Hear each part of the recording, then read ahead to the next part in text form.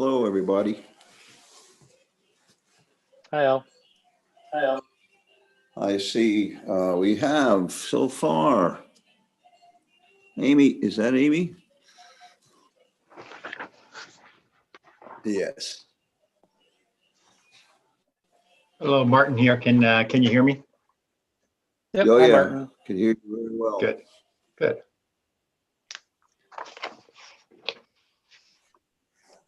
I've done a little bit of upgrade technology, Martin, that you might be interested in. Okay. I got a device that allows me to hook my television up to my iPad. Ah, very clever. I like And that. what it really allows me, we did it mainly for music and concerts, like the Sure. Albany Symphony, but what it allows me to do is on screen sharing, see the site plans and everything else much better. Right, sure. Larger format. That's great. Yeah. Yeah, so right now, although you might see me right now, I can look up at the television and, see that a much larger picture of everything. Right, sure.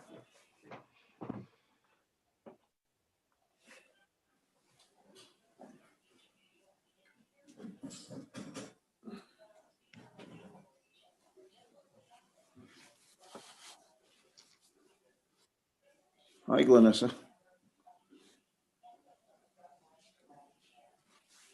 There we go. Got me right as they're stuffing my face. Trying to get a quick snack in. How's everybody? How's everybody's Thanksgiving? Good. How about yours? Can't complain. Just very small, just the two of us. That's I awesome. guess that was the case for a lot of people. Mm-hmm. Yeah. Or leftovers. That's a good point. The turkeys were still just as big, right? So, hello.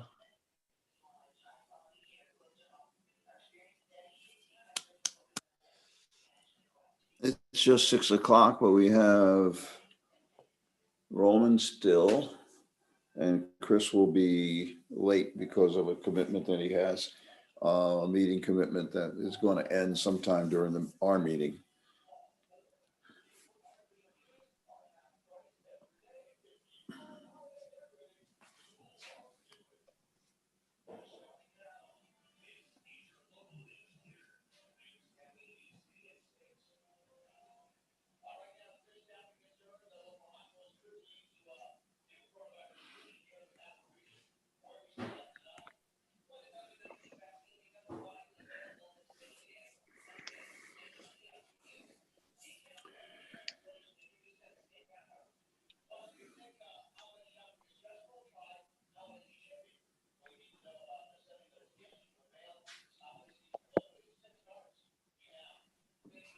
Zach, technically, are you set up, ready to go? Yes. Okay. We'll wait a couple of minutes for Roman, and if he doesn't come on, I'll start the preliminaries anyway. Okay.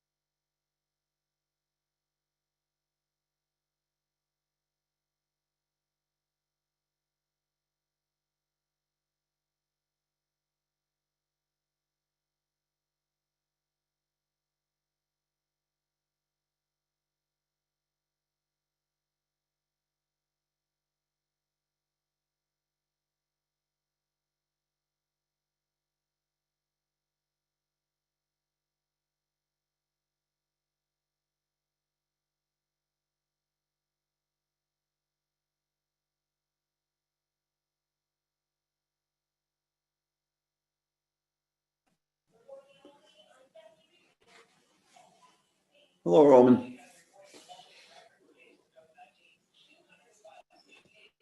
Okay, Zach, are we ready to go? Yep, we're all set. Okay. Good evening, everyone. This is a public meeting of the Albany City Planning Board. And we have with us 4 of our 5 planning board members. One of our members will be joining the meeting in a little while after he finishes a commitment that he has regarding his work. But we do have with us Martin Hull, Glenisa Gayard, Roman Conchera, and Alan DeSalvo. Also with us is our corporation counsel, Amy Levine, and our senior planner, Zach Powell, who will be coordinating the meeting. I will start by giving you some rules of procedure.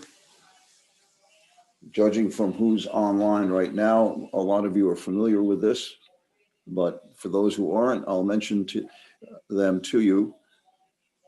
And then Zach will let you know how to sign up to speak. The procedures are that there will be a presentation by the applicants. The planning board then will ask questions of the applicants and will get any more information that they need. The applicant has 10 minutes to present. After that, and after the questioning, the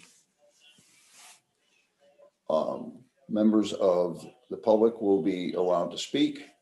You each have 3 minutes to speak, unless there is a common council member present. The common council members have 6 minutes since they represent a larger constituency.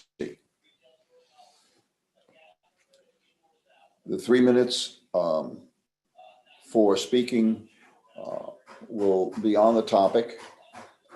And I suggest that if other people have spoken and indicated the same thoughts that you may have, I suggest that you indicate that you agree or disagree with the other person, depending on what the thoughts are.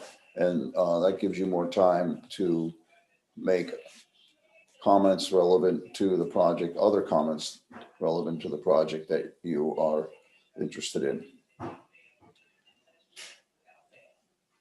After the comment period, the planning staff will present their recommendations.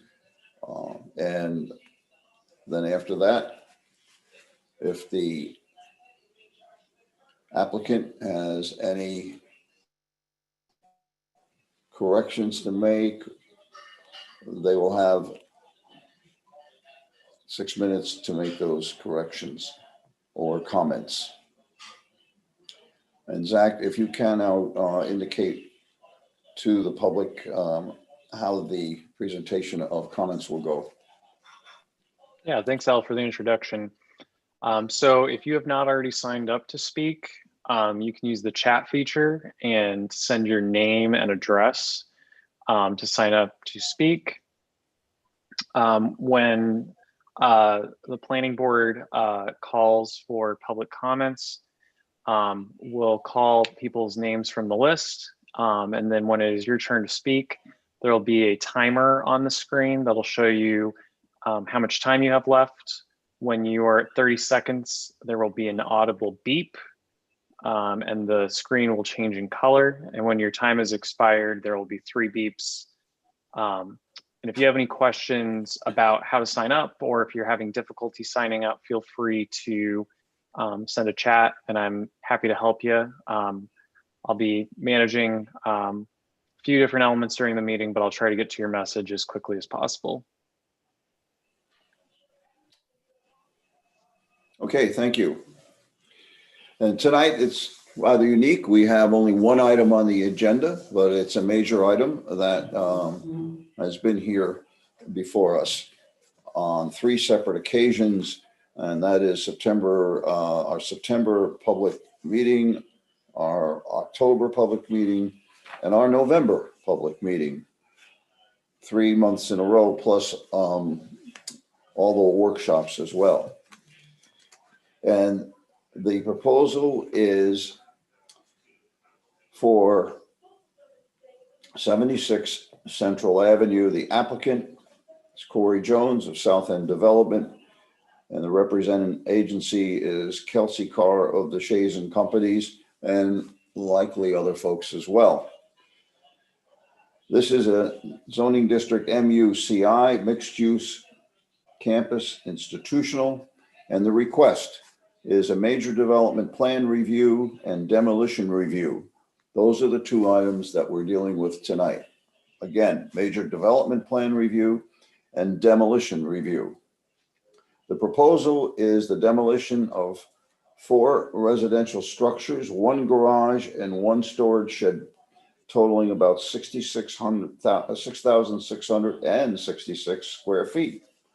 And also the construction of 4 buildings with about 184 dwelling units, approximately 180 parking places, approximately 26,000 square feet of commercial and retail space, and approximately 6,500 square feet of community center space. So again, we're dealing with the development plan review and the demolition review. And the first part of what we are dealing with to review would be the demolition request. And I also would mention, of course, as most of the participants probably know by now, there was a recommendation to the Albany Common Council for the zoning change, which was approved by the Common Council.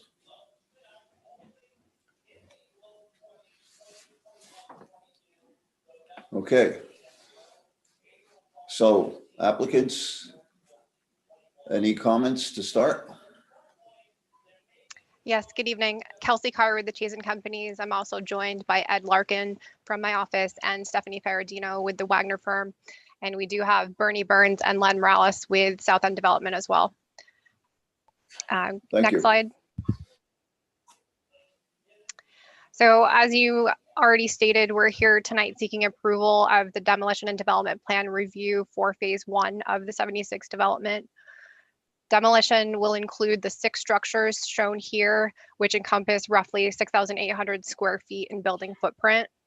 As previously indicated, these structures will not be demolished until the start of construction. And as required by the USDO, a minimum of 35% of the demolition debris will be diverted from disposal in landfills. And we're also happy to partner with Historic Albany to maximize salvage of any of the materials. All of these structures have also been evaluated by OPRHP and deemed ineligible for listing on the historic registry. Next slide. Just to give you a quick recap of phase 1 of the project, it includes 184 residential units and over 32,000 square feet of mixed commercial, retail, community, and daycare uses. And these will be distributed between 3 6 to 8 story buildings. We'll provide 156 parking spaces in 2 subsurface parking levels with access from Crank Street. And this is only 4 spaces short of what is required. We will also provide 128 bicycle parking spaces where only 34 is required. And this will support the project goals of reducing single occupancy vehicle use. Next slide. Some project updates for you. We have responded to all comments from the departments for fire, engineering, planning, traffic, and water, and have been told by those departments that they feel comfortable with proceeding with development plan approval. There are some conditions that have been established for these approvals, which I believe Zach will cover. But based upon the complexity of the project, these conditions are pretty typical and very minor based on the complexity. We've also received a letter from the Elijah Missionary Church that provides consent for SED to access the property for reconstruction of the retaining wall along the property line. We're in the process of finalizing an agreement with the owners of 84 and 86 Second Avenue, which has also been included as one of the conditions. And lastly, we've been coordinating with Corporation Counsel on the decommissioning of Scott Street, and the assessor has accepted the appraised value and has now sent that to the Common Council for review. Next slide. Just a quick recap of an update on the schedule. As you know, we had the zoning map amendment and seeker negative declaration approved in September by the Common Council. The planning board waivers were approved at last month's meeting. We're here this evening for phase 1 demolition and development plan review approval. And then going forward, we will be submitting the conditional use permit for the supermarket this spring when we hope to have the tenant finalized for that. And in addition, we'll be working towards the approvals and permitting of the water and wastewater treatment components, the offsite utility improvements, as well as all the sustainability components of the project. And then based upon that, our goal is to submit and hopefully achieve building permits in the summer of next year. And in closing, I just want to reiterate how excited we are about this project and the positive impact it will have on the South End. Since issuance of the 2011 Capital South Plan, Segue to the Future, there has been no progress and actually further disinvestment in this neighborhood. So we truly feel that this project is capable of turning the tide, and there's no better assurance than our development team that is led by 2 South End natives who are personally invested in its success. We appreciate the countless hours that you all have spent reviewing this project, and with your collaboration, we're looking forward to bringing it to life next year. And with that, I'll open it up to questions. Okay. Planning board members, are there questions regarding either the demolition or anything on the slides that you saw so far? When is demolition planned and when is construction planned to begin? I mean, we're targeting the building permits in early summer of next year. So we would hope to then proceed with the demolition at that time and then move straight into construction.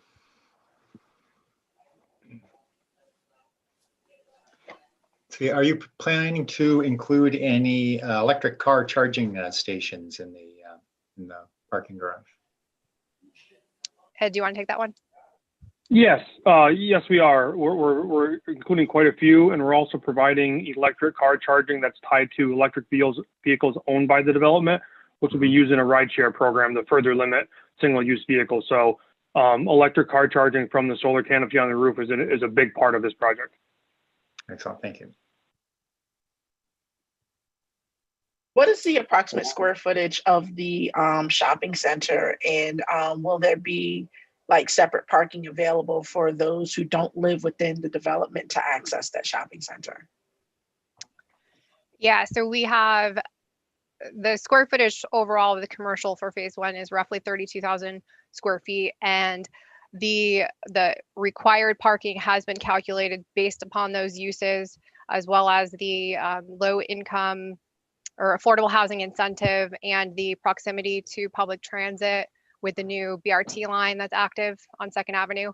But based upon all of those calculations, we do have adequate parking to support both the residential and commercial uses with just 4 spaces shy of that, what is required.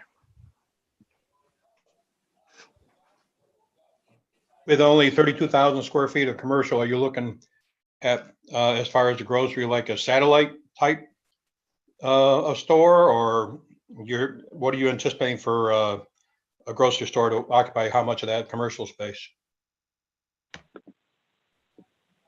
Yeah, the grocery store is going to take up the majority of one building.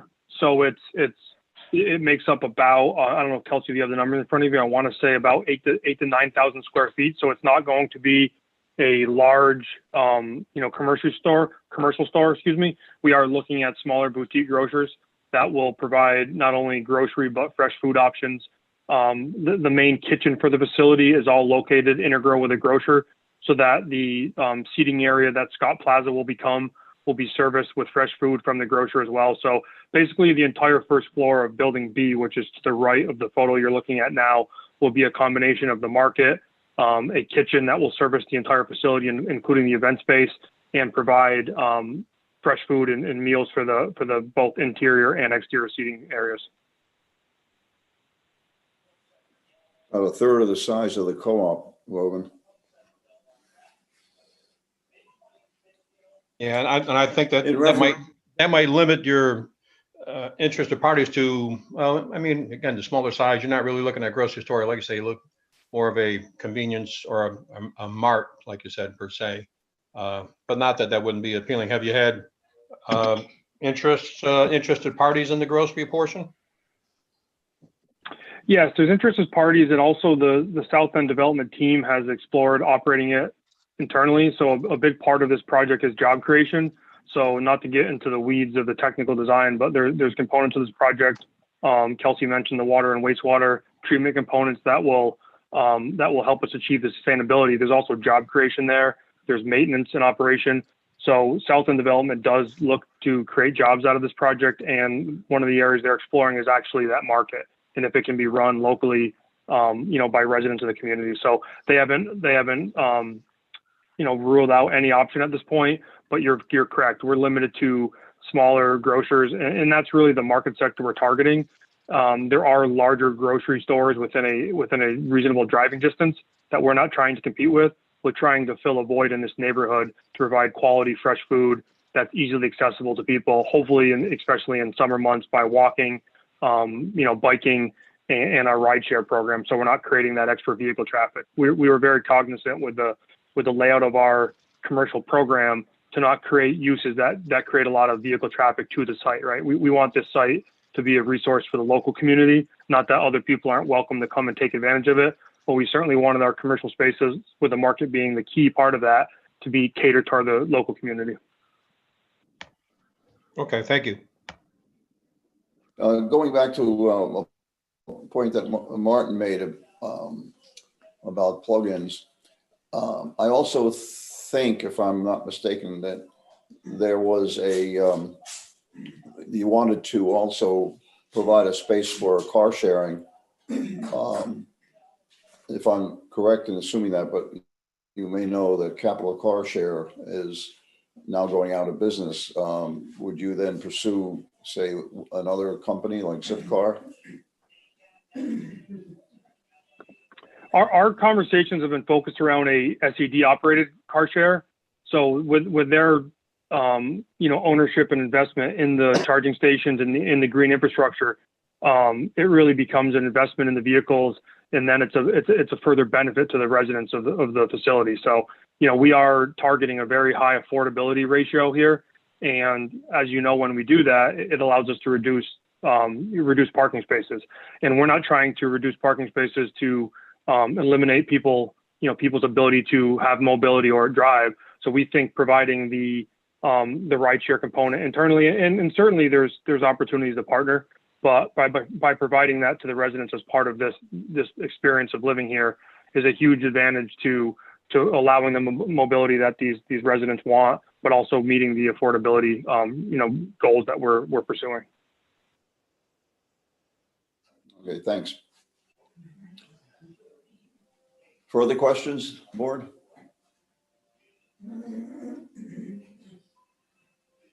Okay, then, with that, Zach, do we have anybody from the public who would like to speak? Let me just check. So no one has signed up here yet. We did have Jeff Baker sign up ahead of time, and he had requested to be able to give his public comment with his video on. So I just wanted to pass that request along to the board and see how they felt about allowing for that.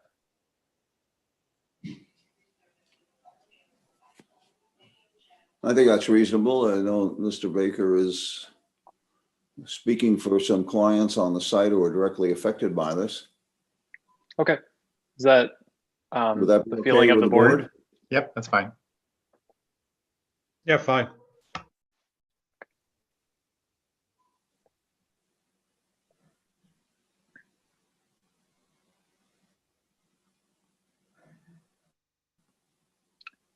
All right, so Jeff, you've been elevated to a panelist now, so you should be able to unmute. I'm going to switch to the timer. And Jeff, feel free to start whenever you're ready. Great, thank you. You can all hear me, I assume. Yeah, okay, thank you. And thank you for the opportunity to, speak to you face to face, if you will, on this. You've seen our comments that we have submitted before on this, and I'm not going to speak specifically against the project. We're not waiving any of our rights with regard to that. But my point is to look at the conditions that you're considering now and to give you advice and my thoughts on how you can make them better so that they protect the community, not just my clients, and are binding. And I appreciated having the opportunity to see a draft of some of the conditions that you were considering. One of my main points is regarding your condition 7 under the DR. Most of the language is generally okay, and it can protect my clients who are represented by counsel. But what it doesn't do is it doesn't protect the community. There should be a specific reference to the property protection plan that the applicant has put forward as part of their application. And you should make compliance with that a condition of the approval. And that will protect the neighbors, not just my clients, but the people across the street. And as the plan talks about, properties within 100 feet of the project, from the impacts of the pile driving, in particular associated with the project. My clients have had discussions with neighbors who have been concerned about this. They have been told, well, there is this project protection plan to give them some satisfaction that it's covered. But if it's not included and listed as a condition of your approval, it doesn't exist. It is simply an empty promise that is not enforceable by anyone. So it needs to be a condition, which then, of course, runs with the land, because as you know, nobody knows what's going to happen with this project in terms of how it may change hands. And there's nothing wrong with the project being sold or other developers coming in as part of it. But any representation that's been made to this board and to the community should be included as a specified as a condition. So I strongly urge you to adopt that. I'm not sure the bonds that you've required are sufficient, but I'm not going to get into all of that. Your condition number 6 regarding putting the fencing around my client's parcels, that is good. I think we can work with that. I think it makes to be very clear as to, in terms of your authority or what you're putting here, that that's a permanent wall that is there to protect my client's privacy for as long as they're owning the property. And I would ask that the condition be changed to reflect that. And again, thank you very much for the opportunity to comment. And in the course of your discussions tonight, if there's an opportunity, I'd like to be able to step in if there's a question on the wording of any of these conditions. Thank you. Okay, thank you, Mr. Baker. Other speakers? No one has signed up to speak otherwise. Okay.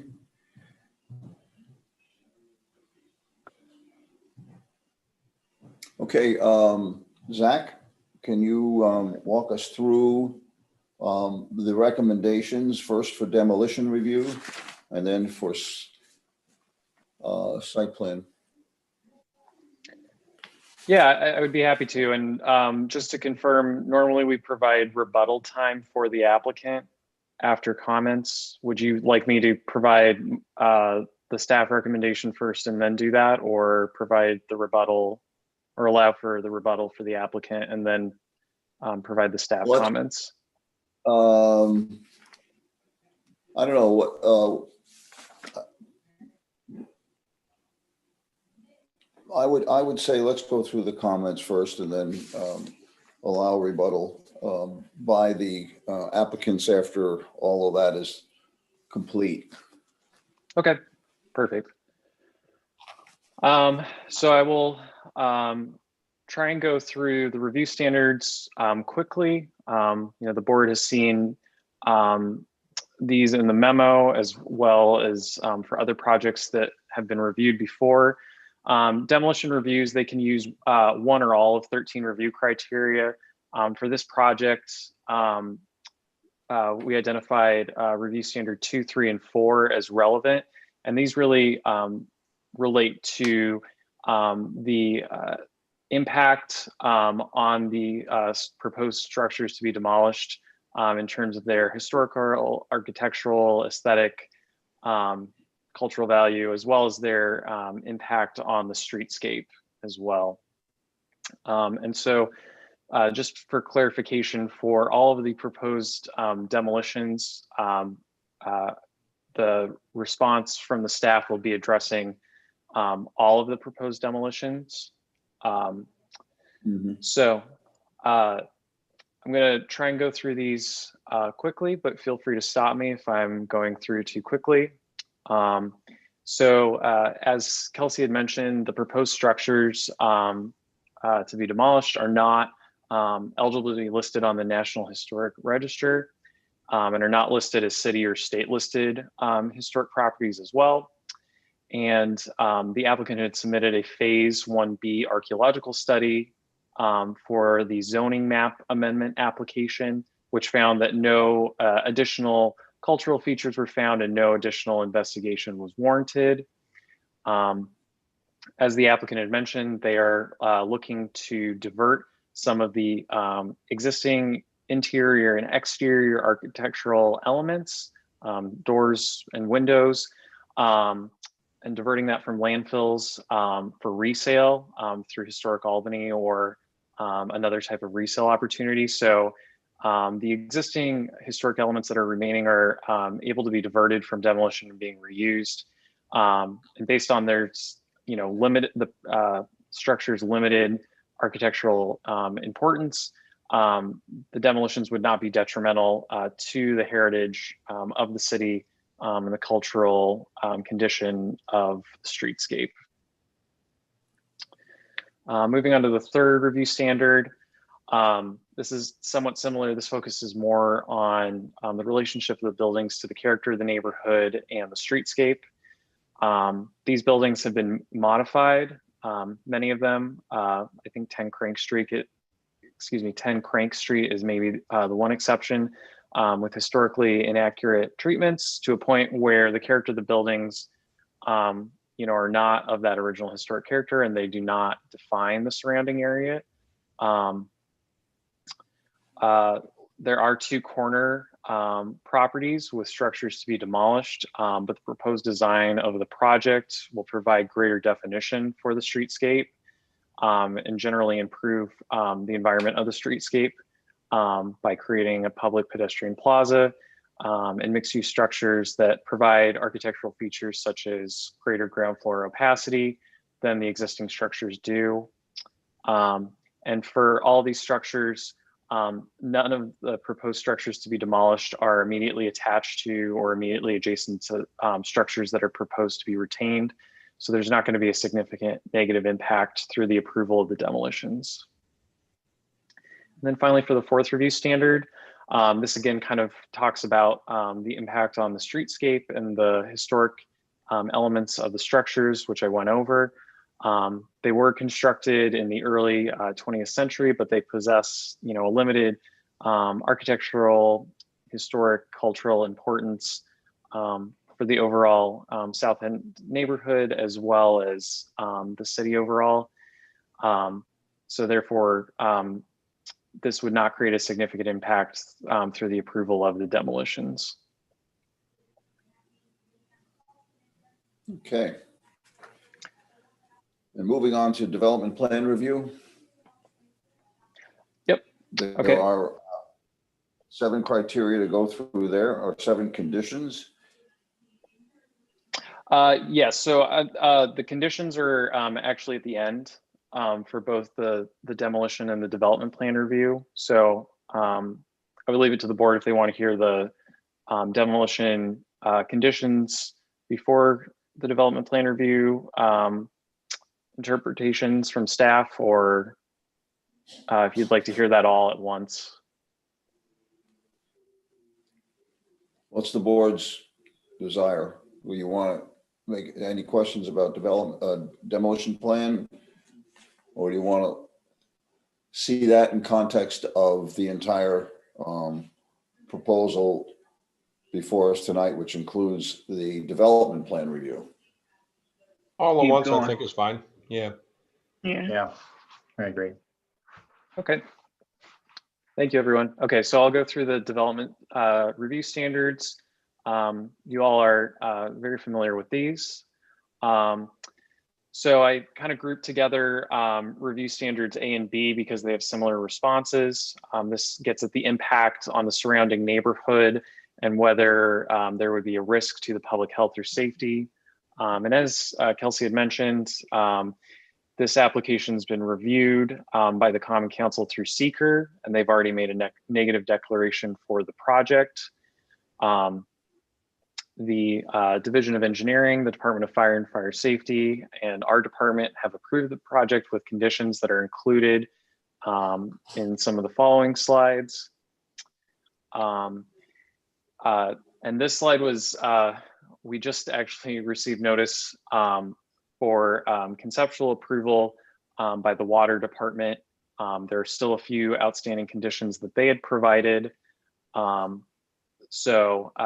Somewhat of a similar justification, but the applicant is still working to address some of the design elements and other conditions related to the design of the on-site wastewater treatment, which I can show the comments that were sent by the Water Department at about 5 o'clock this afternoon.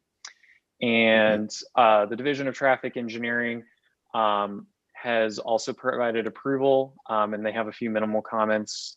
So a condition stating that the applicant will need approval from that division has also been included as part of the conditions below.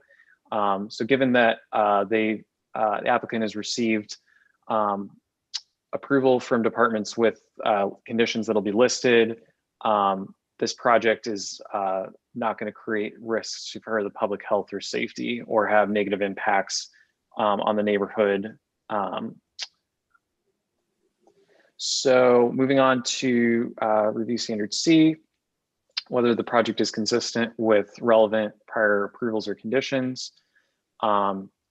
It's been consistent in terms of the proposed uses based on the zoning map amendment that was submitted. The project is also consistent with the approved administrative adjustment and development plan waivers that were approved by Commissioner Spencer and the Planning Board respectively. For review standard D, the project is consistent with strategies LU2 and LU3.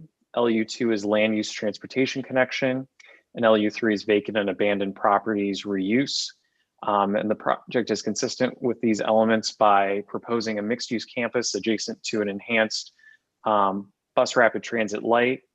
People know this is CETA's Bus Plus service corridor. And then for LU3, the proposed redevelopment project is utilizing a critical mass of properties that are located in a neighborhood with significant number of vacant and abandoned properties. And this is relatively close to some other proposed investments within the South End that are being proposed by the land bank and through the improvements that are being done for the CETA Bus Plus corridor. For review standard E, whether the project is consistent with provisions of the USDO and the city code. The project has received 4 waivers that were approved by the planning board, an administrative adjustment and interpretation that were provided by Commissioner Spencer, addressing the deficiencies and ambiguity in terms of the compliance with the USDO and the code. And there are additional conditions that are listed in some of the following slides that will ensure that the applicant is complying with the provisions of the USDO and the city code. And then finally, for review standard F, there are not any prior requirements or conditions that the project needs to comply with, so it complies with standard F.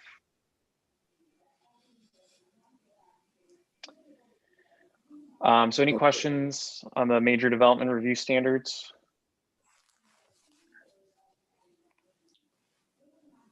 Okay.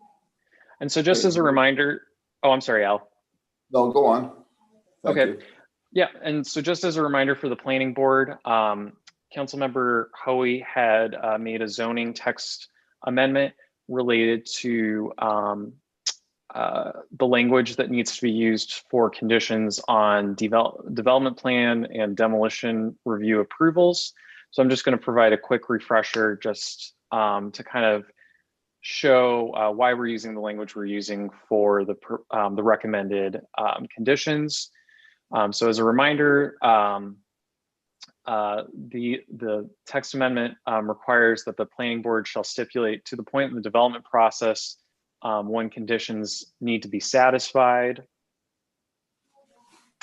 And this is more on our end, but once the conditions have been approved by the planning board, they will be posted to the planning department's website for public comment.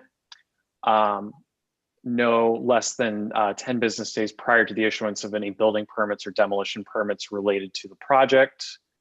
And the planning department is also required to forward the conditions to relevant departments 10 business days, or give them 10 business days to review and provide any objections or modifications to the conditions that were approved by the planning board.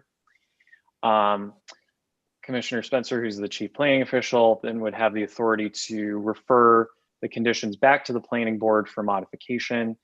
And if he does not determine that the modifications need to be referred back to the planning board, an aggrieved party can appeal the decision to the Board of Zoning Appeals. And it's a relatively corollary process for demolitions and development review approvals. I think there's some important language in the development approval section. And this gives some examples of the points in time where conditions need to be satisfied. The text amendment included prior to clearing or grubbing, prior to a foundation permit being issued. So this is going to be kind of a consistent theme for the conditions that are being proposed by our department. And this is functionally the same language as for the demolition approvals. So going into the recommended conditions for demolition reviews, number 0102 through 0107. These were compiled based on feedback provided by the fire department, the Division of Engineering, Department of Water and Water Supply, the Division of Traffic Engineering, the Planning Department, as well as Corporation Council. So the first recommended condition is prior to the issuance of building permits for demolition activities, a fire prevention and fire protection pre-fire plan must be submitted to the Department of Fire and Fire Safety as required by section 3308.3 of the International Fire Code. And this is a condition that's just kind of reaffirming something that's already required of the applicant, but just making sure that the applicant is aware and that other departments are aware by placing this as a condition.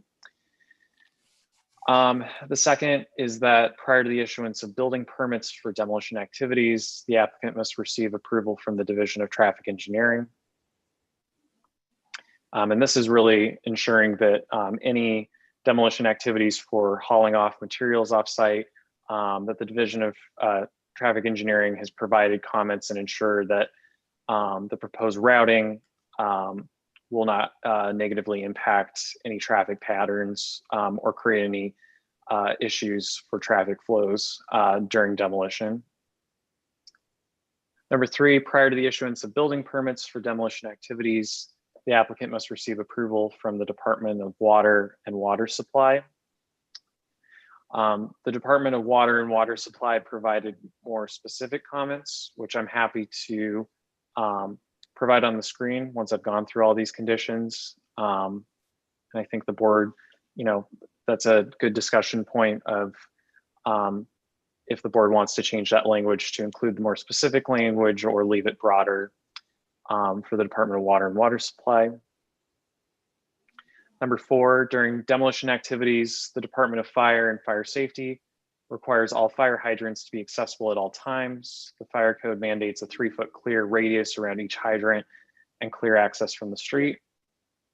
This is again reaffirming elements of the fire code as well as components of the USDO, just as a reminder for the applicant and other city departments, as well as the contractor.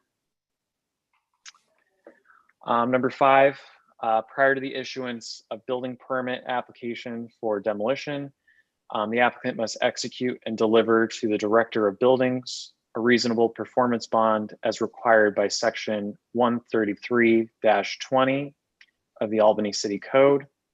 The amount of such bond shall be fixed by the Director of Buildings and shall encompass potential liabilities that may result from the demolition site activities, including but not necessarily limited to the demolition of principal and accessory structures, management of debris, cleanup, and site restoration.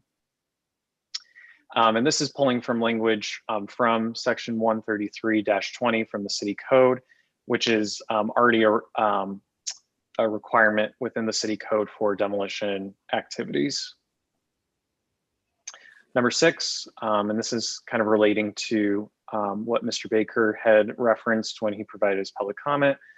Prior to the issuance of building permits to demolish principal and accessory structures, the applicant must construct screening that is 10 feet in height at the time of installation along the property boundaries with 84 and 86 Second Avenue, and uses a combination of fencing and vegetative screening that is permitted under Section 375-4F8. So that section of the USDO relates to walls and fencing. Mr. Baker in his letter had requested that a 10-foot wall be constructed.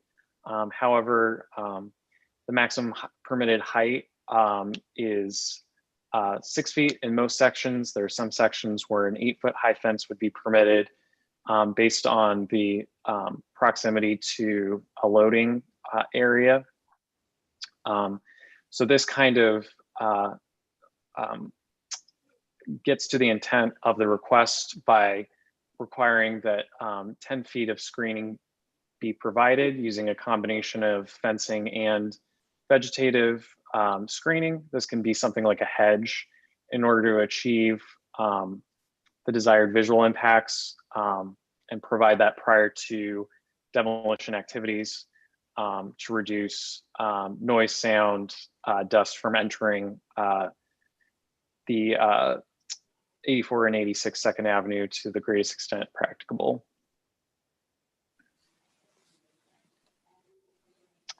Number 7, prior to the issuance of building permits to demolish principal and accessory structures, the applicant must enter into an agreement with the owners of 70, 84, and 86 Second Avenue regarding the provision of pre-construction surveys, post-construction surveys, and/or construction monitoring.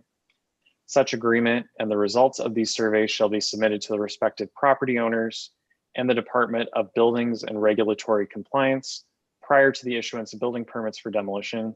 In the event that the applicant is unable to negotiate an agreement as required by this condition, the applicant may request a modification of this condition from the planning board upon a showing of good cause. And this is also building from a request that was submitted by Mr. Baker on behalf of his clients to ensure that site disturbance is minimal and provide evidence through the use of surveys and construction monitoring to ensure that there is as little property damage as possible for those 3 properties. And then the last one, the applicant has submitted a site plan that has been stamped by an engineer licensed in New York State. Although I would leave that to the board if they would like to still keep this requirement, but prior to the issuance of building permits, the applicant must submit a site plan set that has been stamped by an engineer licensed in New York State. So those are all the listed conditions for the demolition reviews. I can stop if anyone has questions before we transition into the development plan review recommended conditions. Does the board have any questions concerning those particular items? I have one minor one. Condition 7 is included in the conditions for demolition review, but it actually applies throughout the entire construction process, right? From demolition through to the completion of the entire project. Yes, that's the intent of it. I Okay. think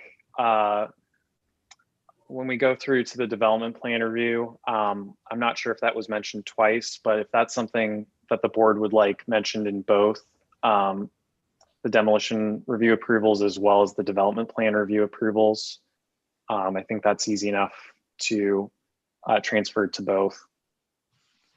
Al, did you want me to speak to that one? Yes, actually, I was wanted to know what your thoughts are about item number 7. So I worked with Zach to help come up with this language, and you know, I've reviewed some of the comments from Jeff Baker in terms of how he wanted to modify this. I think that referencing, hold on, let me make sure I get the name of it right. The protection of adjacent properties plan for South End development. I think that referencing that in the conditions would be a completely reasonable thing to add in there. I'm not as, you know, I'm not sure that the planning board needs to get into dealing with, you know, who's going to be liable for what if there is some damage. I think that having it structured this way so that the parties, you know, work out an agreement between themselves is probably preferable rather than the planning board getting involved. So just to be clear, because I think I lost a little bit of what you said, technically that is, you're saying that you think that there we could insert some language that would satisfy the concerns of neighbors, like Mr. Baker said, across the street and adjacent to the site, but not just 80, 84, and 70? You know, I mean, I think that, so I'm looking at the protection of adjacent properties plan, and this plan, you know, it says that they'll be looking at this pre-construction survey for all structures located within 100 feet of the project boundary. So that would include, you know, not just the properties for Mr. Baker's clients, but also, you know, other people who are not represented here. And is the 100 feet, will it protect the folks from across the street? Zach? Yep. Yeah, that would be, I think it's approximately about 50 feet from the project site across the street. So that would encompass maybe not the entirety, but the portion closest to the project site for properties that are located across the street on Crank and Leonard. I'm not sure of the distance on 2nd Avenue, but I believe it would cover a portion of that as well. Well, that's the one I was concerned about. When I said across the street, I wasn't specific enough, but yes, I was wondering if the houses that were directly across from the project itself would be protected under item number 7. And if we understand how that language works about adjacent.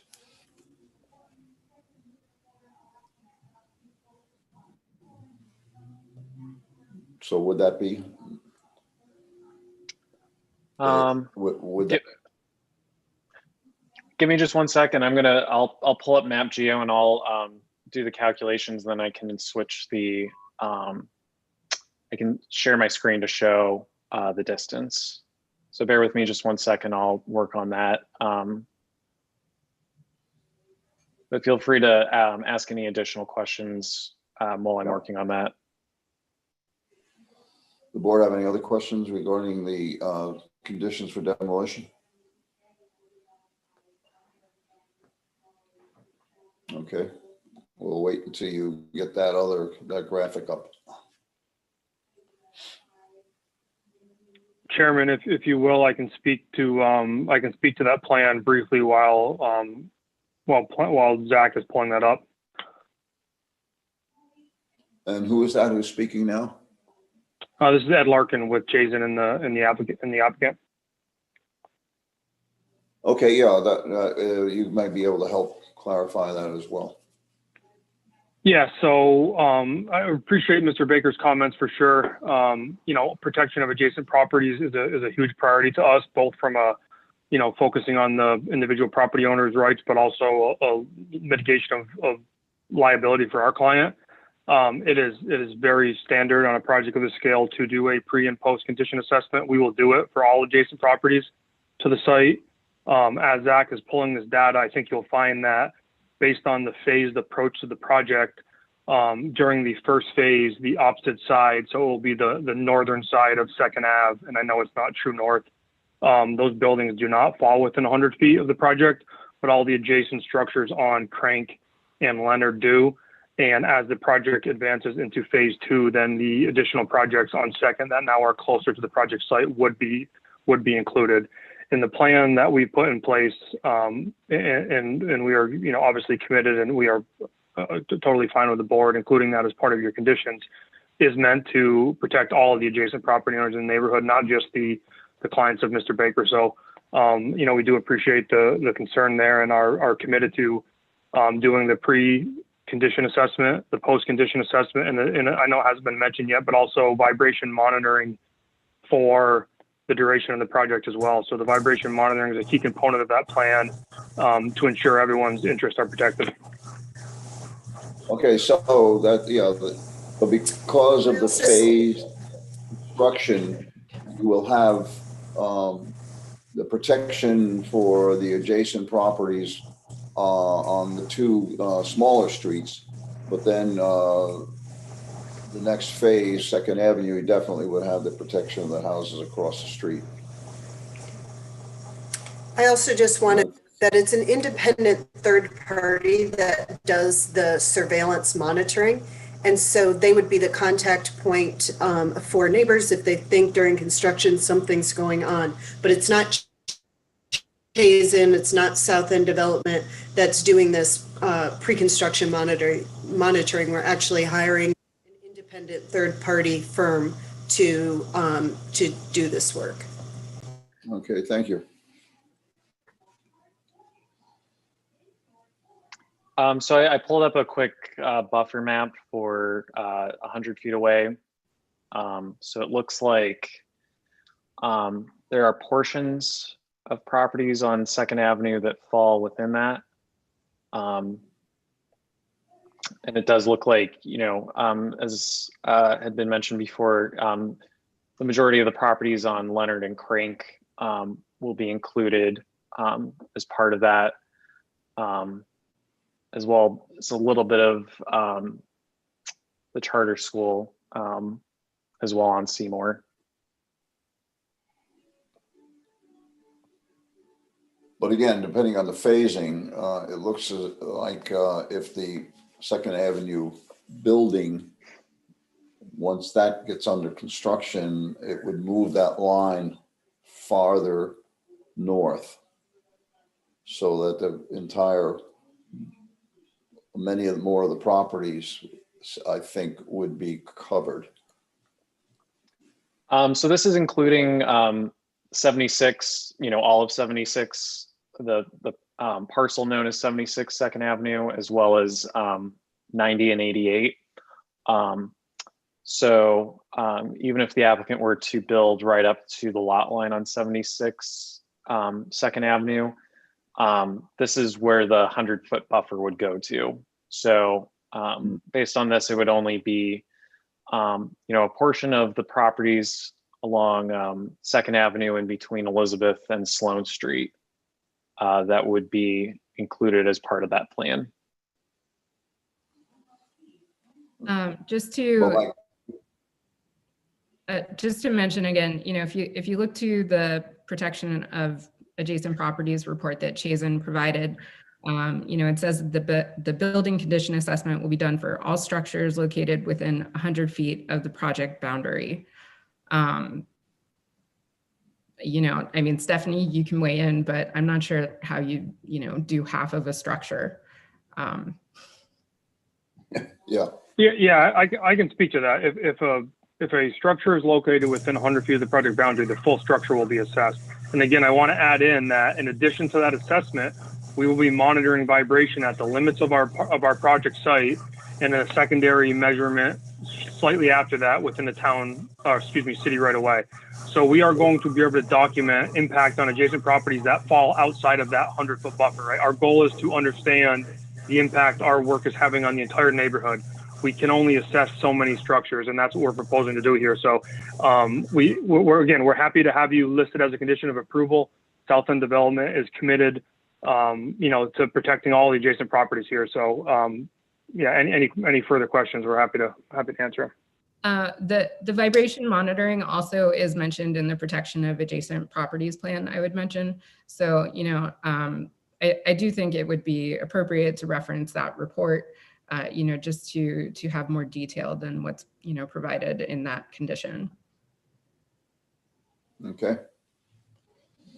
Amy, would you recommend that as a separate? Oh, I'm sorry, Al. No, go on. Amy, would you just recommend having the compliance with the plan be a separate condition or just referenced within the condition? I think sufficient just to reference, the whatever agreement, they work out, that it will be in accordance with, the plan that's set forth in this document. Okay. Further comments or questions from the board? Nope. Okay. All right. Thank you all for your patience. Okay, we'll move on to the development plan review, recommended conditions. Again, prior to the issuance of building permits, fire alarm drawings, and any changes to the site plan must be submitted to the Department of Fire and Fire Safety for approval of the locations of the fire command room, fire alarm panels, fire department connections, Knox boxes, and fire apparatus access. This is fairly standard language for larger projects that's submitted as a condition by the fire department. The second was submitted by Division of Engineering. Prior to the demolition of the existing retaining wall along a property boundary of 70 and 76 Second Avenue, drawings stamped by a licensed New York State engineer, and calculations for the proposed retaining wall along the property boundary of 70 and 76 Second Avenue must be submitted to and approved by the Division of Engineering. We did receive the calculations for the proposed retaining wall from the applicant this afternoon. I think given that the applicant will be doing this, I would still recommend just keeping this as the condition fully, since the applicant's well on their way to submitting this to the Division of Engineering. The third recommended condition is with the submission of the grading permit to the Division of Engineering. A letter from the property owner of 70 Second Avenue must also be submitted, acknowledging that construction is to occur on their property and that the completed finishes are acceptable to the property owner of 70 Second Avenue.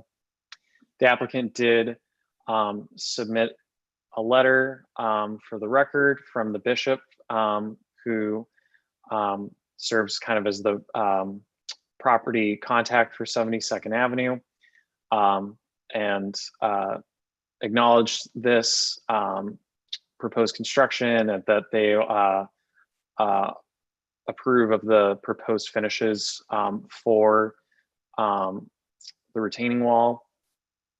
So this has been satisfied.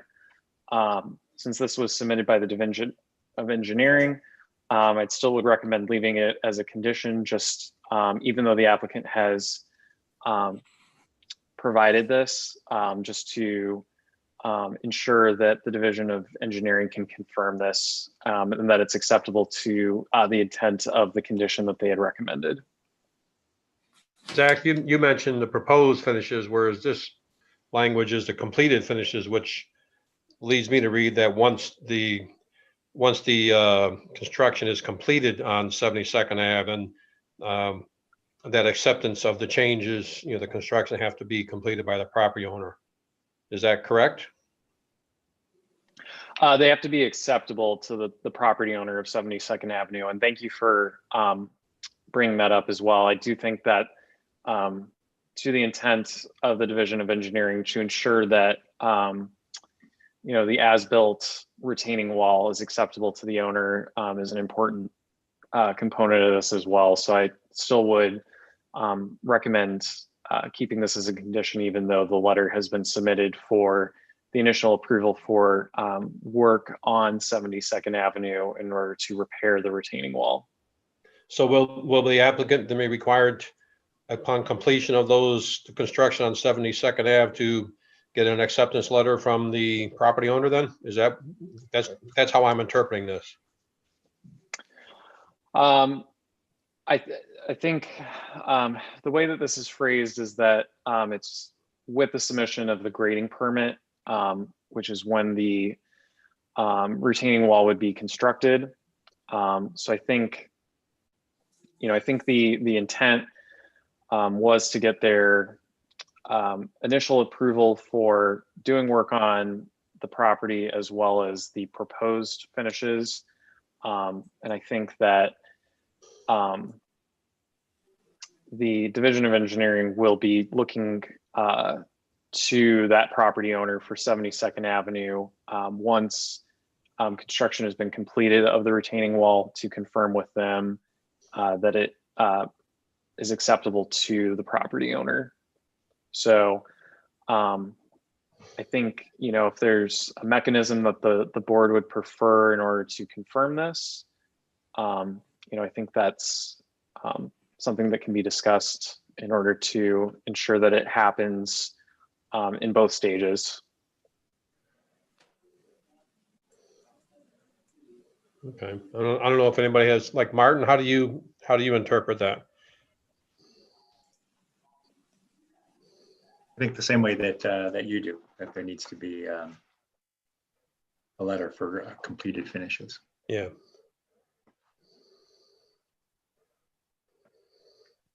Well, as it stands right now, Zach, we can leave this as it is. It's just that the applicant will have to get a letter upon completion. That's all. I think, and it's good to bring up this concern too. This is tied to the submission of the grading permit. Yeah. So I think, if the board is concerned about ensuring that the property owner provides their approval, after the applicant has received a grading permit to construct, I would leave that to the board if they want to change the language or add language for this. Zach, can I interject here, Zach, on behalf of the engineering side of this? Yep. Yeah. Go ahead. So with the submission of this detailed retaining wall design, and as Zach said, we'll have to provide visual representation as well in the form of renderings and finishes. This wall will be inspected and approved by city engineering staff. And, my concern in representing South End Development is that if we have a non-technical entity trying to quote unquote accept a retaining wall that has significant engineering components to it that could leave it open-ended. I would encourage you to allow us to obtain approval from the property owner at the time of detailed submission to the engineering department, then allow your engineering staff on behalf of the residents of the community to inspect and ultimately approve that wall, because that's something we have to do anyway. And we're more than comfortable to achieve an approval from your city engineering department. I would just be concerned with trying to get a quote unquote approval from a property owner for a structural element like this. Thank you. That's why I'm inclined to say that the completed finishes as proposed or something to that effect, just to be clear.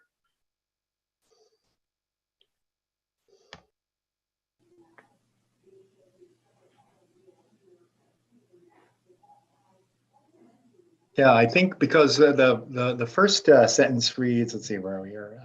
With the submission of a grading permit, a letter from the property owner of 72nd must also be submitted acknowledging construction is to occur on their property and that the completed finishes are acceptable. So that implies that the letter is going to be submitted fairly early on, right? Even though it says completed. I think changing completed to proposed makes sense in this case. Because then the time matches up with all the different phases or phases in the sentence. Yeah, and this is the email from Pat McCutcheon, who works for our Division of Engineering.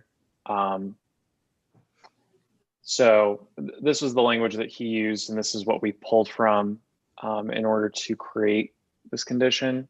I think we can maybe modify it, because I think, as I'm noticing now, Pat's using that language saying that the completed finishes will be acceptable. Yeah.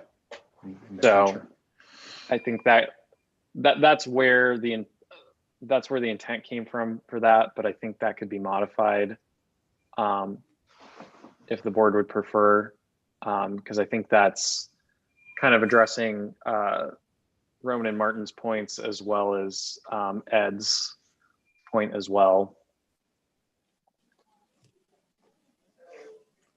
If that's acceptable, I think to the rest of the board, we should insert that then.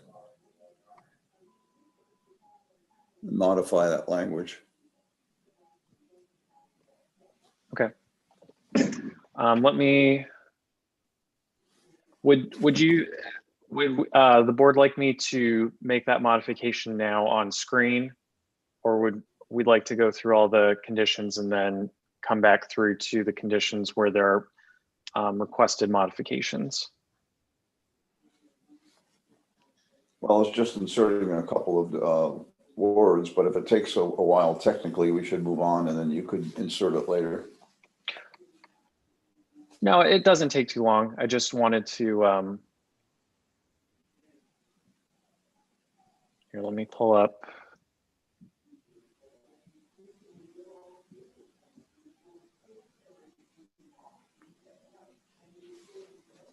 Okay. Okay.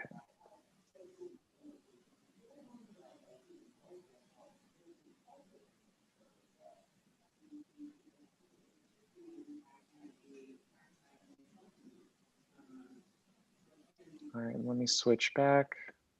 Thanks for your patience. Okay. So this now reads that with the submission of the grading permit to the Division of Engineering, a letter from the property owner of 72nd Avenue must also be submitted acknowledging that construction is to occur on their property and that the completed finishes will be acceptable to the property owner of 72nd Avenue. I think you got to add the completed finishes as proposed is what we were looking at, right? Or just the proposed finishes Yeah. Or just that the proposed finishes will be. will be acceptable. Yeah, I think that makes sense.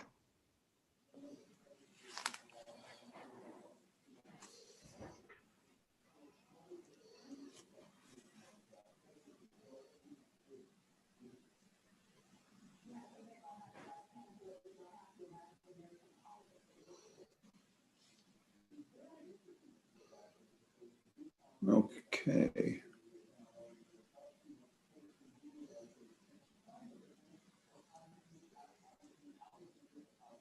Okay, so that So now says proposed.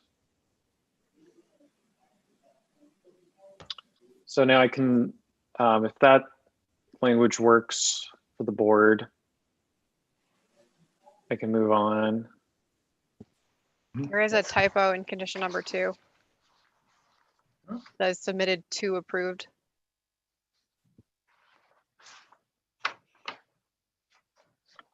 Thank you. Zach?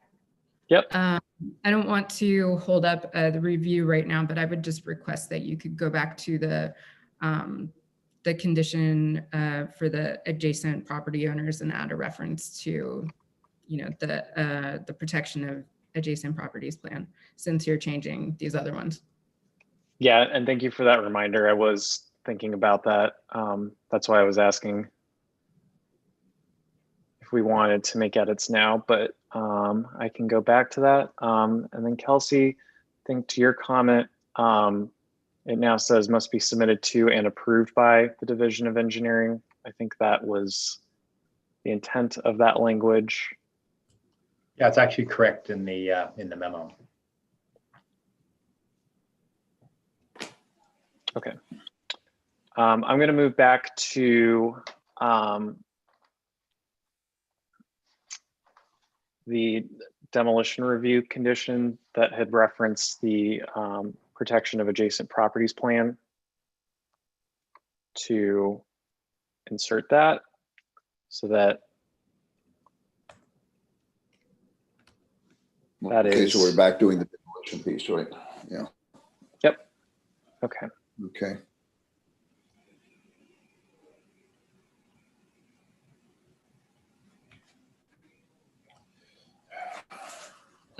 Zach, I can send you some language for this. Do you have that ready now, or should we move on? If you want to move on and do this at the end after you've gone through the rest, I think that's fine. Okay. Okay, so we're on, think on condition 4 or 3 or 4. Yes, thank you. All right, so moving on to number 4. Prior to the issuance of building permits, the applicant must receive approval from the Department of Planning and Development and Albany County Real Property Tax Service Agency for the proposed lot consolidation. And this is just to ensure that the proposed structures are not being built across lot lines, which would create a conflict with the building code. Number 5, prior to the issuance of building permits, a site plan set must be submitted to the Department of Planning and Development that does not include future project phases and that has been stamped by an engineer licensed in New York State. The applicant has provided a site plan set that has been stamped by a licensed engineer in New York State. I have not been able to look through the set in order to confirm that it does not include the proposed building A. So I think it's a rather minimal condition that the applicant needs to meet.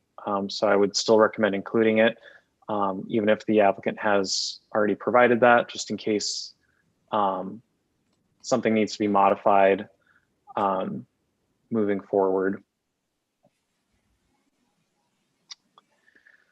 Number 6, prior to the issuance of building permits to construct building B, site plan sheet AA202 must be updated to confirm that the proposed loading dock located in building B will be fully enclosed. And on sheet AA202, this includes an elevation that somewhat conflicts with some earlier sheets showing the location for the loading docks. So just ensuring that the elevations are consistent with the proposed site plan sheets. And this was also addressing one of the concerns brought up by Mr. Baker in terms of noise, sound, traffic impacts related to the proposed loading dock that's adjacent to 84 and 86 Second Avenue.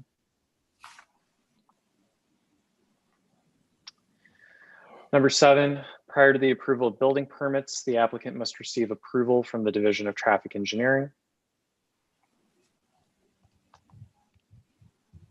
Again, the Division of Traffic Engineering stated they have minimal comments. So there are not major issues that need to be addressed by the applicant with this.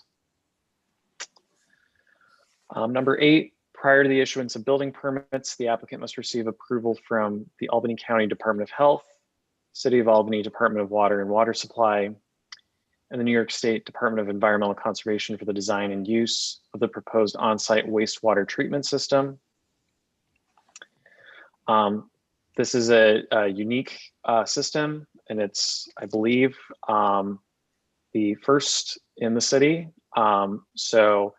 This is something that is still in the review process, although the applicant has noted that it's getting closer at this point, but this is just ensuring that the applicant's meeting all the requirements from these relevant agencies, since they review the design and permitting for the system. Number 9, prior to the issuance of any street opening permits, the decommissioning and sale of Scott Street must be approved by the Common Council, and the conveyance must be finalized in a form as approved by the Corporation Council, and the deed recorded with Albany County Clerk as required under the New York State Real Property Law. So the applicant is in the process of working with the Common Council for the decommissioning and sale of Scott Street right now. This is just to ensure that that is approved. If that was not approved, there may be some issues in terms of setbacks. And making sure that it's recorded with the county clerk in order to confirm that there's common ownership when the applicant does decide to submit the lot consolidation with our department and record that with Albany County Division of Real Property Tax Services. Just to let everyone know, I checked in with our attorneys who do real property transactions and also work with the Common Council. And as of yet, the ordinance to approve the sale of Scott Street has not been submitted to the Common Council yet, but they are working on it.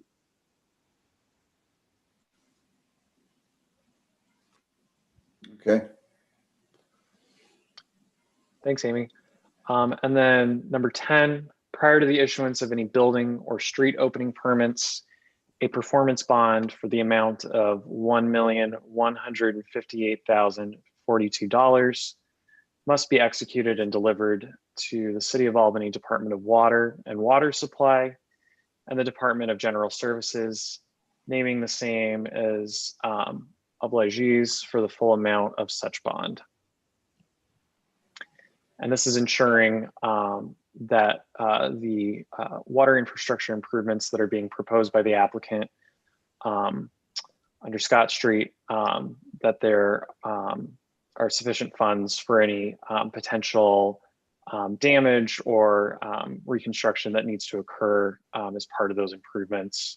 And those are the two relevant departments, since they're water infrastructure improvements for the water department, and since there will be a street opening permit, this involves the Department of General Services, who handles that permitting.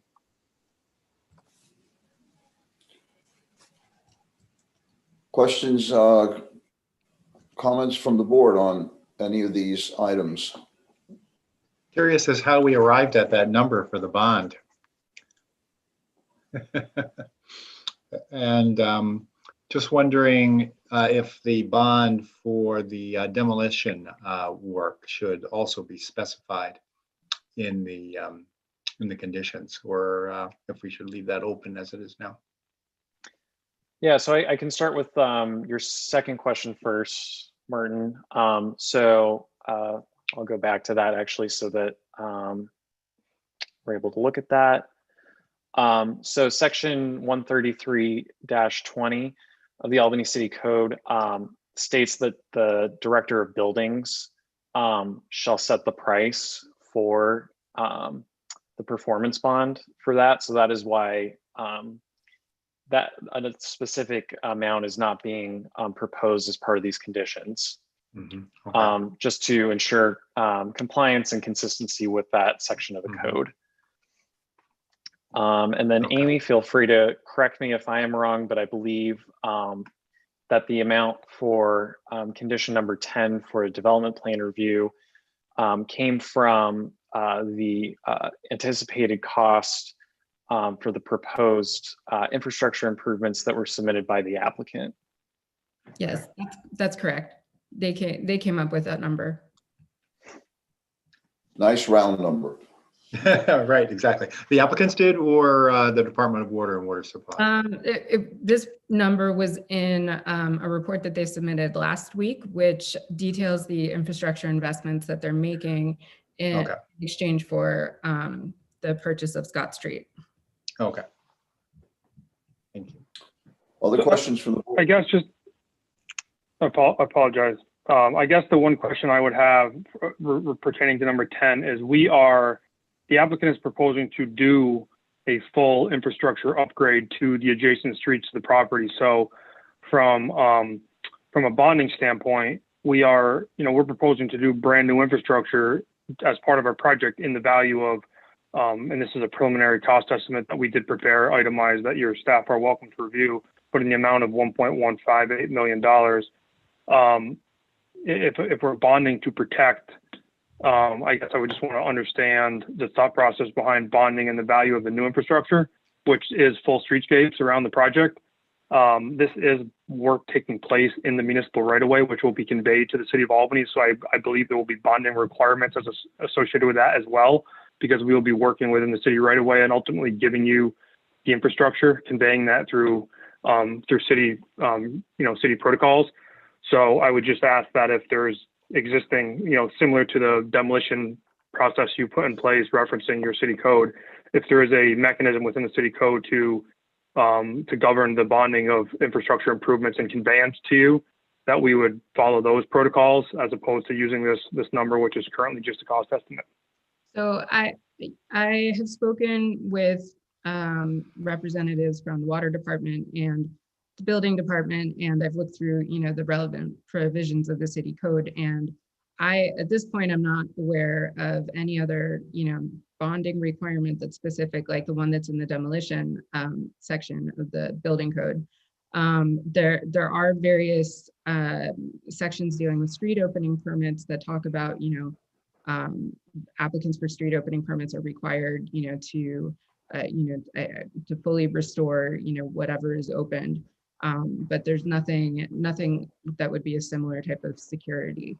If there is some sort of mechanism for that I'm unaware of, I certainly, there's no intention to make this more than, what the infrastructure is, by like doubling, some sort of other requirement that would apply.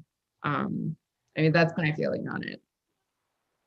Yeah, Amy, I appreciate that. And if the intent is just to cover the value of the work being performed and conveyed, then certainly the applicant or the South End Development is completely on board with that. Yeah, that's exactly, the intent. And that's the number that, you provided us. I tried to get some feedback, from staff as to, is that number, does that number work? And it seems to, everyone seemed to be okay with that being the, the number at this point in time, at least.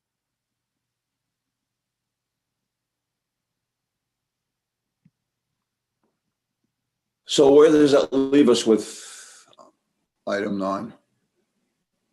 Or item 10, I meant to say. Amy? I'm sorry, can you say that again? So where does that leave us with item 9, condition 9? We will be requiring a bond. This is a similar issue if the project doesn't go through completely. You Or know, do we? I think that, you know, this is to protect, you know, the infrastructure, you know, and to make sure that that infrastructure is, you know, is added and you know, sufficiently so that it can support the development. Okay. Does the board have any other questions or comments regarding the development plan review conditions? No. Anybody else? So Zach, I sent you some language for that first condition 7. And then there's a comment right now from Jeff Baker regarding this condition 10, just to say what this amount, the 1.1 million, is referring to. And I think it's appropriate in a similar way that I referenced the protection of adjacent properties plan, to add a reference in that one to the Scott Street assessment final, that report that we got last week. I think it was called Final Plan.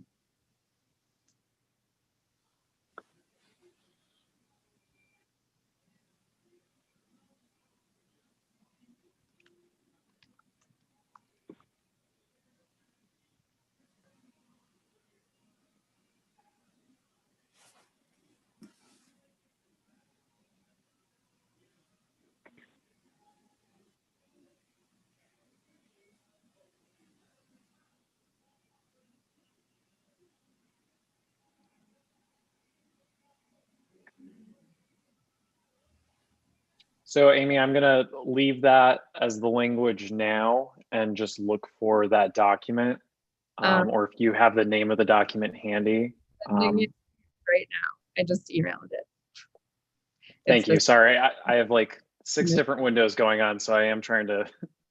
I totally get it. I also have a million windows open.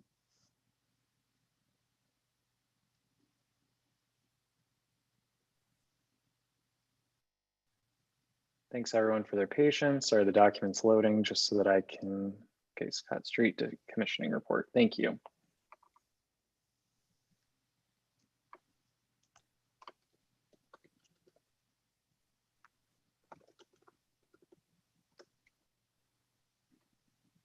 Okay.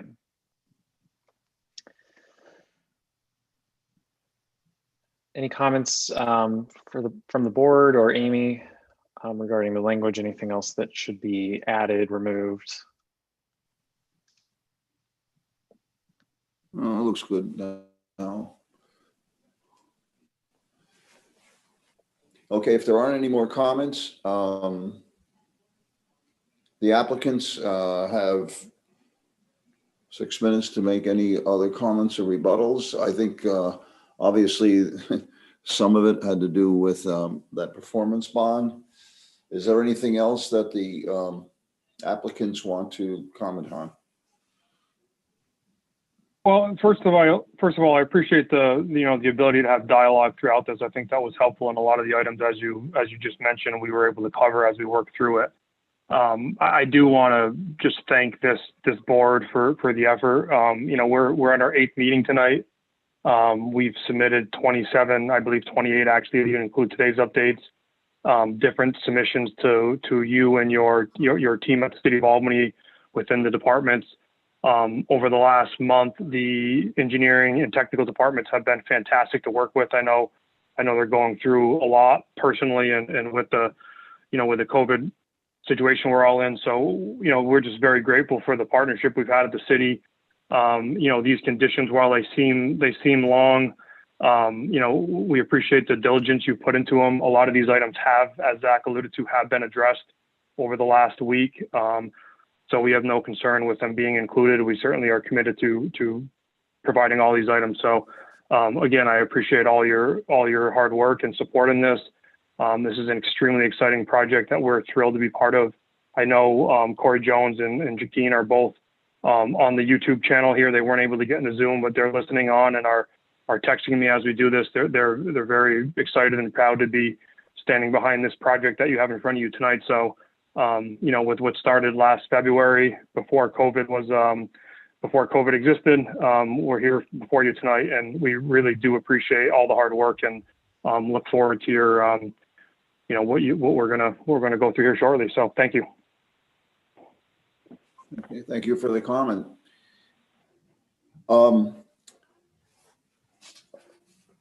There's no further comments from the board. I will proceed with the vote. And we have 2 items to vote on. The first one would be to approve the demolition. Al, can you hold on a moment? Chris Ellis had to, he had to Amy, leave. I'm on the call. Oh, geez, I'm sorry. I've been on the call. Not noticing things. Never mind. Okay. While Amy brings that up, though, I just updated the demolition review criteria based on the conversation that we just had, so I can show the board that language. Okay, please do. Just so we see that. So that now reads, prior to the issuance of building permits to demolish principal and accessory structures, the applicant must enter into an agreement with the owners of 70, 84, and 86 Second Avenue, incorporating the pre-construction and post-construction assessment surveys, interim construction monitoring, and vibration monitoring programs set forth in the protection of adjacent properties plan for South End development, submitted by the Chasing Companies dated November 3rd, 2020. This agreement and the results of such pre-construction assessment surveys shall be submitted to the respective property owners and the Department of Buildings and Regulatory Compliance prior to the issuance of building permits for demolition. In the event that the applicant is unable to negotiate an agreement as required by this condition, the applicant may request a modification of this condition from the planning board upon a showing of good cause. If I could just mention, as I was working with this language, I was considering, I didn't really have enough time just doing it spur of the moment, but I'm not sure if this needs to go in the condition, but you might want to consider some sort of language that would make the other adjacent property owners, third-party beneficiaries to whatever this agreement is. So just meaning that they would be able to, take part in that agreement, and not just be limited to those 3. I think Jeff Baker just added another comment also. He's requesting to speak. Zach, the reference of the plan, which Amy was kind enough to read some excerpts from, list all property owners within 100 feet. So I think the plan itself that we've now issued or included in this comment does make this a holistic plan for the neighborhood, not just the 3 property owners. But that's only my opinion. And I'm a little unclear about what type of an agreement we're going to make with the property owners. We have this plan in place. It's been submitted.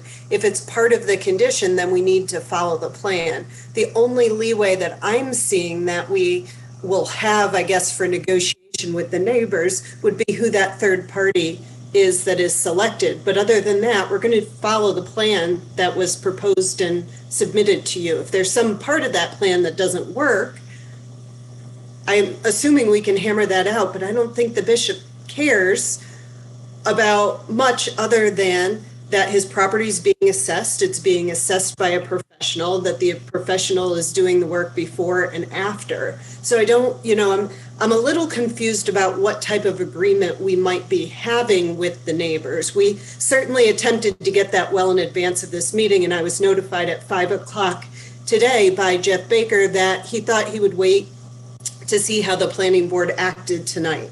So we have definitely tried to work with them. I'm concerned about our ability to work with them in the future, but I don't think there's a lot of room for leeway here because we're having a third party come in and follow the protocol that's used across the country for assessment of this type of construction in an urban setting. I think that, our feeling is that we don't want the planning board to get into the middle of what's essentially, an issue about private property. So in terms of having you guys reach an agreement, that would be that, the parties dealing with that private property figure out, an agreement that covers all of these issues without the planning board having to, get in the middle of that. And the last sentence there, which explains that in the event that there's an impasse, and come back to the planning board, if the planning board agrees that there's an impasse and they understand that situation, perhaps at that point, the planning board would want to modify the condition to repeat what's in that plan, or other Amy, I'm having property owners.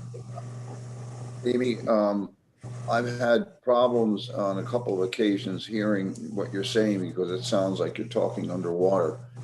So I just missed a lot of what you just said. Is there a way that you can improve the sound? I don't know that it's my computer. For anyone who's not speaking right now, can you please mute your mics? I think it's just feedback from other people's mics. Can you hear me now, Al? Al? Can you hear me now? I just, if you got to say a few sentences to see if it works, and then I'm going to mute my microphone so I see if that helps. So what I was trying to, now there's feedback from someone else. What I was trying to explain, and I'm sorry that I was getting cut out, but the idea with this condition in terms of having them enter into an agreement is that I'm not, I don't think that the planning board wants to get into the middle of, figuring out the relative, rights and responsibilities as far as private property goes. So this is, telling these parties, the property owners and the developer, to figure that out and come up with some sort of agreement between each other. And then, submit that agreement so that we know that it exists.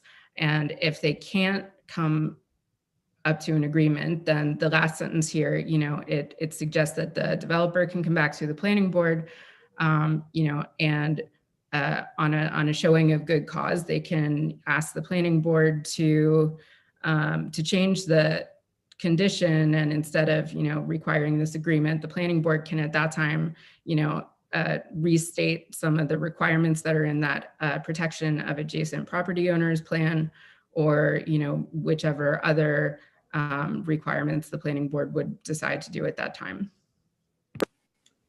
I heard you very well that time. Thank you. And I agree with you 100% that, first of all, I don't want to get into a back and forth match here as to what protects the property owners versus what doesn't.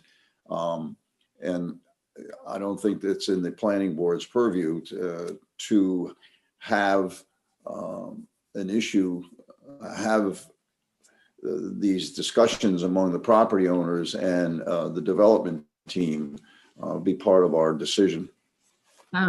What I was starting to say before, though, is as I was trying to add in the reference to that plan, I didn't exactly have enough time to figure out how to word some things that would ensure that the other adjacent property owners would be considered, would be able to get the same benefits out of that the owners of those three properties would, in terms of any future liability caused by the construction.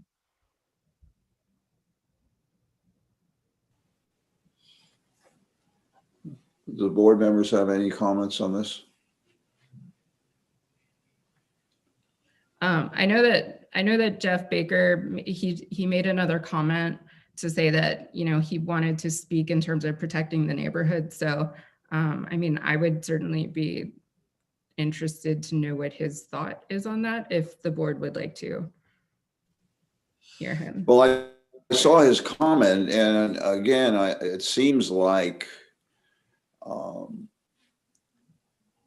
to me, based on the comment I saw in the chat box, that he's claiming that the protection isn't sufficient. So we get back to the planning board getting caught in the middle between discussions among property owners and the developer, which I don't think it's our place to do. I agree, and I was only mentioning that insofar as the other neighborhood property owners go, and this concept of coming up with the appropriate legal language to include them in the benefit of this agreement. But I also,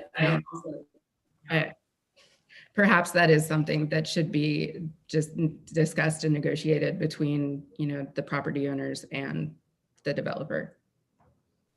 Yes, I definitely agree with that. And I think, as you mentioned in your exclamation before that, if it doesn't work out, they can come back here. They have the ability to do so, and then we can get involved in it at that time.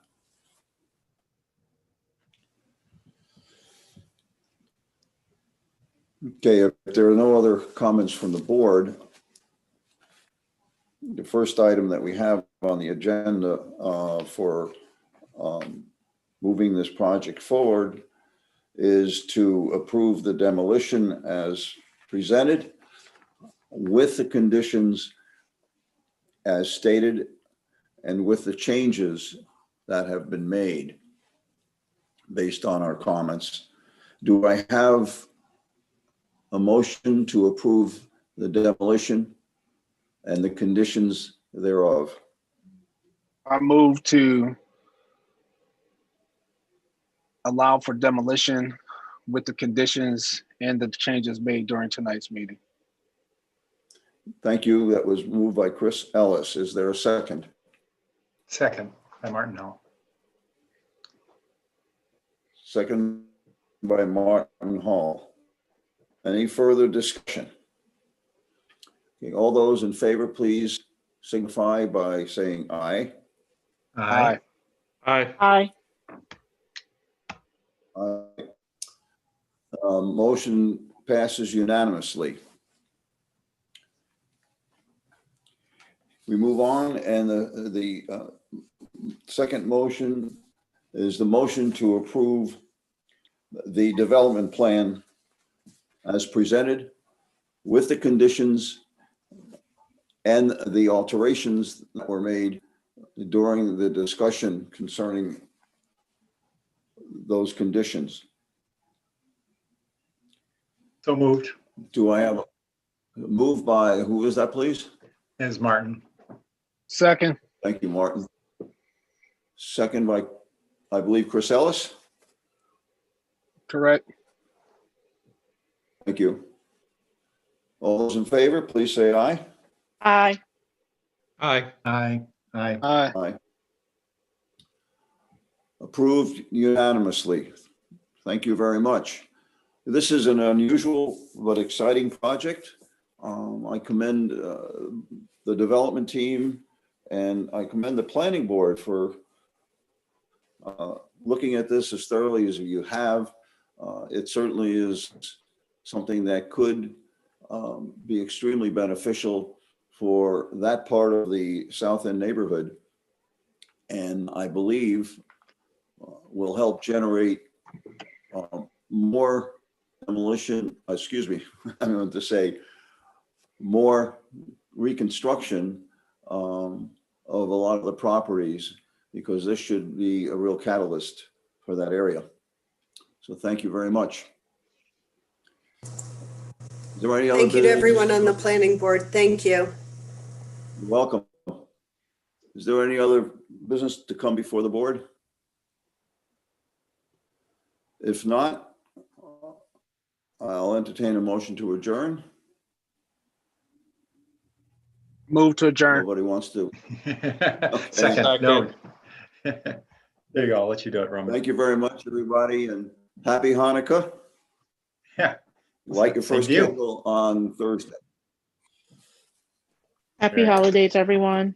Yes, happy Take care. holidays. Yep, same to you. Okay. Happy Hanukkah. Thanks, everyone.